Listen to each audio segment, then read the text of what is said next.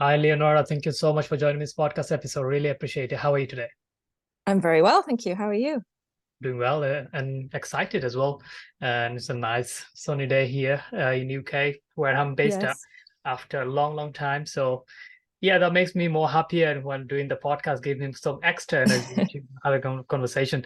So yeah, today we have like interesting topic in our hand as well. So it's three mental shifts for mental changes we're gonna pursue.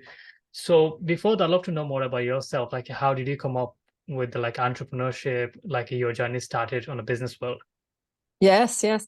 I actually began my career many years ago as a physician in the UK, and that had been my dream since I was 12 years old. I just decided one day I was going to be a doctor, and sure enough, it happened. And I clearly was delighted to become a doctor, but it was really, really hard work. And I look back and I had periods of time where I had really severe depression, anxiety, chronic stress. Got so bad that one day I literally hid in a linen closet on the hospital ward for about 4 hours and just cried and cried and cried. It was Well, super hard job with lots of bullying and I think the hours for UK doctors are pretty much still the same. We were working well yeah. over 100 hours a week. It was brutal.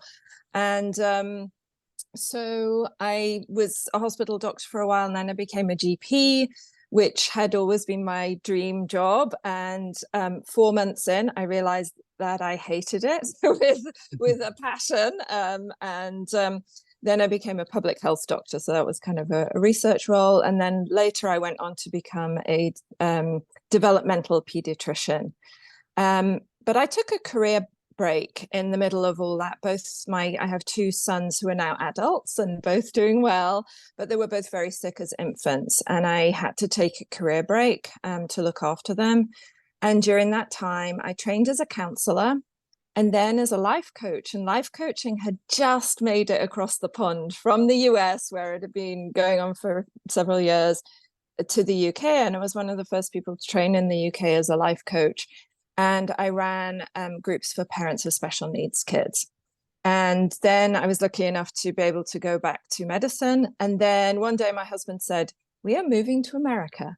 and I was delighted by that news, but very quickly realized that I couldn't work here as a doctor. Mm. It's 4 years to retrain, and we were moving here for two. And so when I get bored easily, so I knew I couldn't not work. And so within about 3 months, I started training to do a therapy called neurofeedback, which is a really cool therapy where you train people's brainwave activity. Right. And I opened up my own business in the States, and I've been an entrepreneur now for 15 years, and Wow. I love it. I love it. And I had a brief period where I went back to kind of corporate, where I went into corporate because I was never in corporate. I worked for 2 years as a medical writer and editor. And then I worked for 18 months for Tony Robbins, the world famous life coach. And that was pretty amazing. And 2 years ago, when COVID was at its peak, I got COVID and nearly died. I had a night where I lay in bed and I really thought I was going to die. It was a pretty bleak night. I couldn't breathe. I had a really high fever. My lungs literally felt like they were on fire. It was so Mm. painful. And I had one of those moments where you kind of think about your life. And I decided that while I loved working for Tony Robbins, there were many things about it I loved.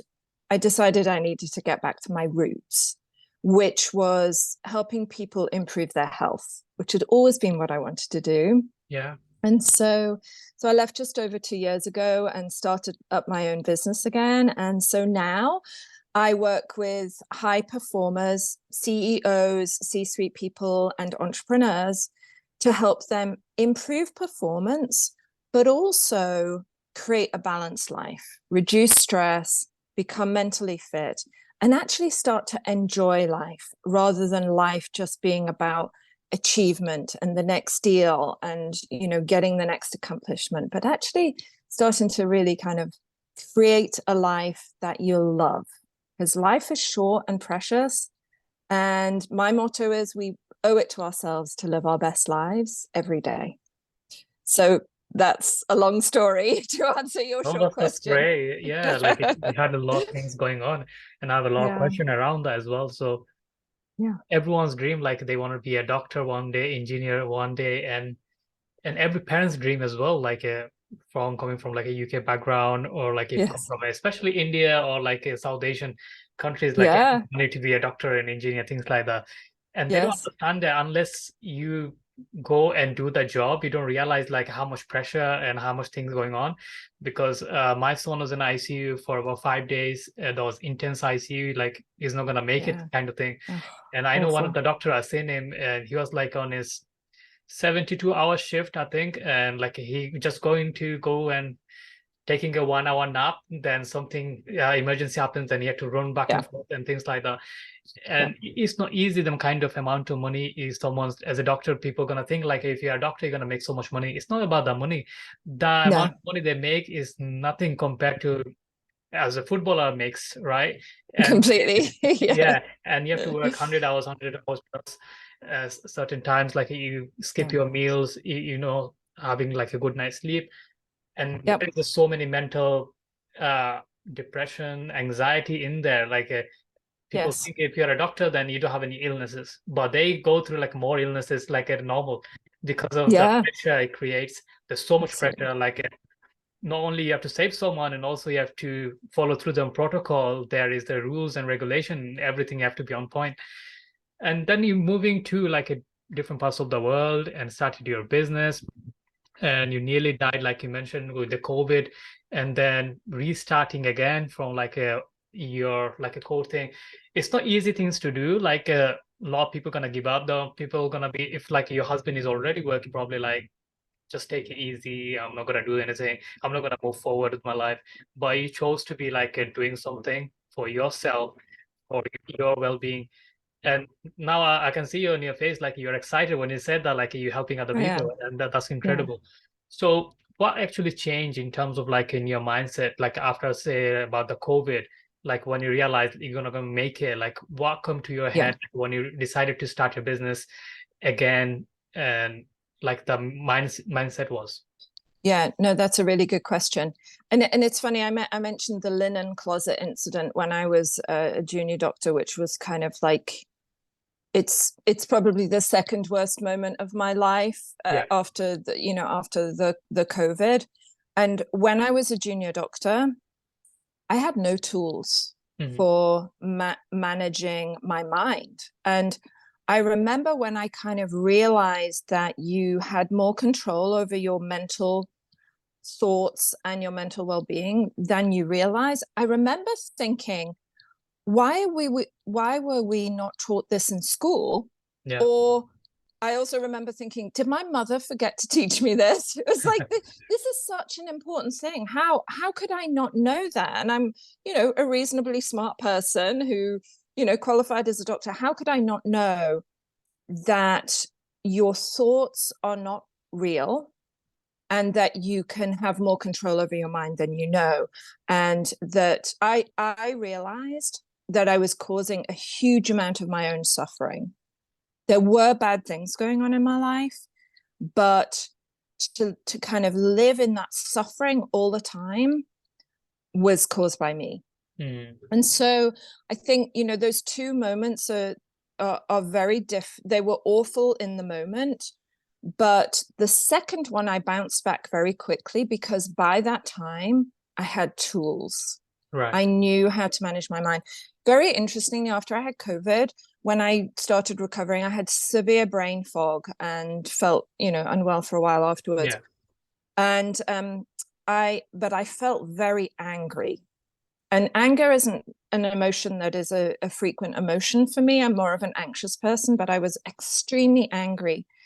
And so I started using this tool that I'm just about to tell you about to get over that anger. Mm. And I was angry. I was angry first and foremost with myself for exposing myself to COVID. I went to a party that turned out to be a COVID party. Of course, I didn't know that when I went, but I did go, and I took my mask off to eat and drink and got COVID. And so I was mostly angry with myself. I was angry with the people at the party. I was angry with the government. I was angry with the world. I was angry with, you know, everybody. It just felt so unfair. And it was a horrible feeling. And I said to myself, after probably a couple of days of feeling that way and not being able to shake it, I said, okay, you need to stop. So I sat myself down. And here's how I kind of manage it now. The concept is there's 3 steps. The first step is to acknowledge the negative thoughts and the negative feelings, and to just stop and be with them for a moment. Because if you try and ignore them, they're like a hungry toddler. They will just keep chasing you and saying, but I want to have my say. So it's best not to ignore them. So you pay attention to the negative thoughts and you get curious about them. You say, that's very interesting that I'm feeling angry about all of these people, that I'm feeling the sensation of anger, the feeling of anger. And then I would journal about what I was angry about, so that my subconscious mind, like the toddler, would have its say. And I would be able to say, yes, I understand, to it. And then, so that's the first step, is to acknowledge and allow the negative thoughts to come so that you can process them, but only briefly. I would set a timer for 5 minutes. And then I would do a 2 to 5 minute meditation. And what that does in the brain, I mentioned earlier, I used to do neurofeedback therapy, and I used to teach all of my clients to meditate. And I would be watching their brainwave activity and their heart rhythm while they meditated. Within a minute, you would start to see a shift in the brainwave and the heart rhythm activity. And you would start to see the stress go down, and the wise part of the brain would be activated, and that's mainly in the front part of the brain. You've probably heard of the frontal lobes, which is where, you know, executive function. So it's focus, it's decision making, it's creativity. So the smart part of the brain wakes up, and that can happen in as short as 2 minutes of mindfulness practice. If you're super stressed or like really angry, you probably need more like 5 minutes. But as I say, I used to watch people's brainwaves. It can happen that fast, and it's a drama. It would be like a seesaw tipping, really dramatic. And then you tap into what's called your wise sage. So the wise part of yourself, the part that's at the front here. And you ask it, what is true, and what should I do? Is that during the meditation or after the meditation? After the meditation. So the meditation kind of awakens the wise part of yourself, the sage within you. And then you ask it those 2 questions. What is true? And I would look back at what I journaled. And I think it's important to know that the sage doesn't kind of suffer from toxic positivity. So if there are bad things in your life, the sage doesn't say, oh, everything's perfect, you're fine, it's great. The sage says, yes, you are going through some difficult things right now, but you are trying to make your life better. You have resources, you have people who support you. Focus on improving the situation. And so, you know, the sage is kind of focused on, how can I make things better? And then you ask yourself, what can I do? And in some situations, there is very little that you can do other than manage your mind. Like in the middle of COVID, we could not change that. I couldn't instruct my body to suddenly get well, but what I could do was manage my mind. Does that make sense? Yeah, definitely, because I've been going through my illnesses last nearly 1 year now. And there was like a lot of ups and downs. First, I got 2-year infection, then I got inflammatory bowel disease, and that got caught. So my iron was very low because I didn't know. And yeah, then they infused me with the iron infusion. So I had two of those. The first one nearly got me like a heart attack because I was a really severe side effect, and then turned Oh, out to be like an anxiety attack. And I was like, never had an anxiety attack like that. no. And even though my heart palpitating for like a 2 weeks stayed there, then I had a second dose, then did the same thing again. So the 4 weeks was really, really terrible. I was fainting on my sleep. A lot of other issues, like I can't even remember. I couldn't breathe. Yeah, my whole Yeah. body feel like something is crippling, like a Yeah. crawling and everything like that. Oh no, how And horrible. after that, I got better. They found out, they did like a colonoscopy, endoscopy, then found my got ulcerative colitis, and they put me on a steroid medication for 6 weeks, and that Mm, put me in a remission for a short period of time, about 2.5 months. yeah. Then I got really bad dizziness, and I've found probably some mania disease or labyrinthitis. Oh And goodness. still they don't know. I'm still waiting for the ear specialist to see me, but now the problem is gone completely by the time I'm seeing them. Oh wow. But that created such anxiety, my whole hormones and everything, because that time I was panicking, like what's going on? I can't work, I can't look through my phone, I can't look at my computer. Boy. My ear is like one is blocked, so I can't do podcasting because anything like I want to Oh hear, no. like it was irritating. So I can't work my normal day to day. I can't do any Yeah. exercise. I can't walk because I'm feeling Yes. constantly dizzy. So I'm just laying down on my bed all the time, and that put me on a proper depression and also the Yes, I'm not anxiety. surprised. Mm. Yeah, and that actually got me my ulcerative colitis second flare up. And then the Oh, doctor gave me another second doses of 8 weeks ortho steroid medication. That imbalanced my all hormones, and I'm oh getting like boy. panic attack after panic attack, anxiety attacks.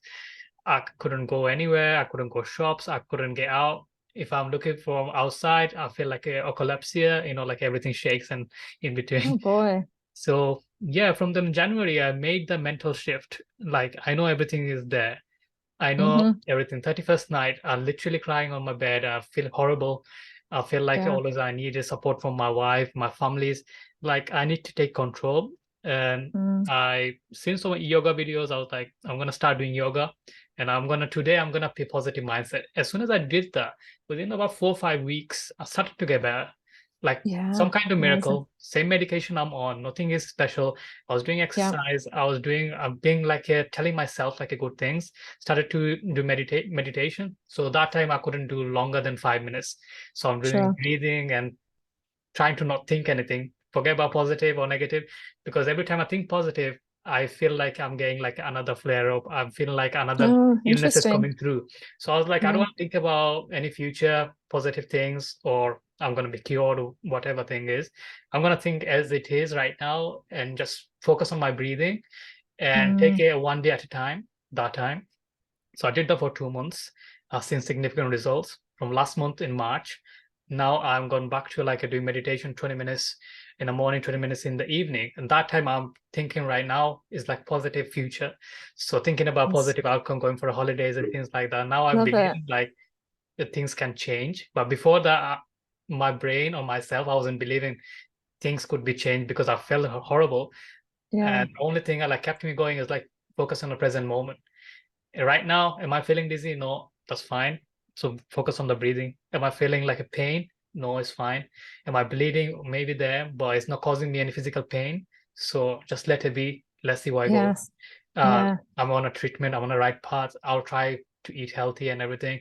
Whatever I can do, I cannot do weightlifting or heavy lifting like that. I cannot walk for 30 minutes. Probably I can do 10. So focus on that and I had to push myself. So I did more cognitive Yes. behavioral therapy on my own myself. Oh, So good. a lot of things like going to mosque. Right now, even though today I was 500 people in a mosque, I prayed and everything. I didn't feel dizzy, didn't feel panic. I drive in a motorway now. Like whatever I feared, I started to doing right now. So I feel like Yeah. last 12 to 14 weeks is dramatic change on myself. And Yeah. medication and everything didn't make that much a difference before. I was in the same medication. But only thing Yes. is changed the 1st of January, I made a decision like I need to make a change. So I Yeah. completely agree with you, like what you just said. Yeah. And I think, when I was a doctor, and I left medicine in the UK 15 years ago, so Yeah. it's been a while, but But back then, I think we really didn't understand the impact of mind and stress on the physical body. And, in the last 15 years or so, and I do follow the research on this, and especially the neuroscience research, it has come out that it's hugely important what your mind is thinking. Yeah. And, as soon as you have a negative thought, your brainwave activity changes. Plus, the chemicals that are being produced in your brain and your hormonal system change instantly. Like it's a switch. And those chemicals, when you're in a stressed state or any negative state, be that anger, sadness, anxiety, or severe stress, the chemicals in your body will not be good chemicals. They will be doing you harm, and they will not be helping. Here's the thing that I think many people don't realize. Every cell in your body is trying really hard to be healthy. Yeah. And we can do things to help it, and we can do things to harm it. And, clearly, if you've got physical problems, they are, 100% real. But we know that even with things that we used to think that were genetic, you can still have a big impact on those things through your lifestyle choices, through healthy eating, through exercising, getting enough sleep. And more recently, the body of evidence on mindfulness practice and its benefits for health, for attention, performance. There's a great book called Peak Mind. And this neuroscientist wanted to find a tool that reliably helped people focus. That was her body of research. And she looked at all of these expensive tools and things that you could kind of, a bit like what I was doing, neurofeedback and expensive courses you could go on. The one thing that came up time and time again, and that had the most robust research, was mindfulness practice or meditation. And I personally believe that there is a mindfulness practice for everybody. Yeah. You might have to search for a while to find one that works for you, because everybody's different. Some people have a very, very busy mind, and they often need a more active type of mindfulness practice to help them get into it. But I've yet to meet somebody who we can't find some sort of mindfulness practice for them. So I'm so glad that you're recovering, Russell, and that you found mindfulness practice. I think that's an amazing story. Yeah, thank you. Yeah, like you said, like if someone's brain is like really busy, you need like a guided meditation kind helps. Yes. So with me, like my brain wouldn't stop like constantly thinking about negative going on.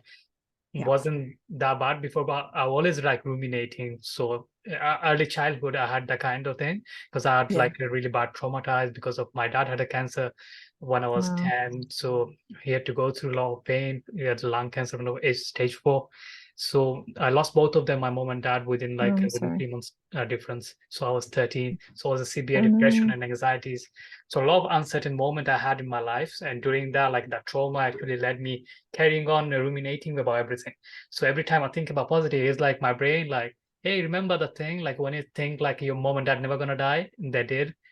Hey, remember you thought about like you're not gonna go through like such a this way and you've been through. Like that actually comes in, and then you makes you realize like probably the future is gonna look like the same way. Because I nearly lost my child as well. Like he's 2 years old. Of He was in the course. ICU for intense care about 5 days, then about 6 weeks in ICU, NICU, which you call in UK. And after he was born, like a doctor told us he's not gonna make it next 24 hours. Nothing is working on him or anything like that. So that led me like thinking a lot of things could be negative. But right now, what I'm thinking like we cannot think about the future, only the present moment, and taking like one day at a time. And at the same time, we have to be hopeful. Otherwise, there is nothing like a no tomorrow. So if you're not hopeful, then how are you going to pursue your dream or goals, whatever you have? So yeah, Completely agree. Yes, absolutely. And I think you bring up I call it hypervigilance when you're our brain, everybody's brain has a negativity bias to focus more on negative things, because we are wired, our nervous system is the same as our caveman ancestors. And so back then there was danger all around us. Like danger was present every moment, and it was a daily, life was dangerous on a daily basis. And so we have that natural tendency. But then people, and I had similar things as well. I'm a very hypervigilant person. It began when I was a junior doctor, and then having two very sick kids as well. And I can totally, it's a horror. I wouldn't wish it upon anybody. What a horrible thing to go through. And it makes you hypervigilant because there was real danger. Your nervous system got, kind of wired to be even more present to danger, and to be looking for it, and to be planning for it, and to trying to kind of preempt it. And it's useful while the danger is there, but as soon as the threat has passed and life settles down a little bit, that hypervigilance can be really harmful to you if you don't do something about it. Definitely. Mindfulness practice is a wonderful thing, and I think there's a big place for journaling as well. It's taken me a long time to be able to get into the habit of journaling. I find it very I would like to do it for 3 days. I have started that as well, like last year, November. That actually helped me because when I look back to my journal, like when I feel like really low, I look back like them days I had like a really good moment. So I feel like where I was in November compared to right now, I'm like 80% better. So why am I thinking about negative things? So probably everything for my business, my personal life, my relationship, everything I write down. So it makes it so much easier to, you can reflect back.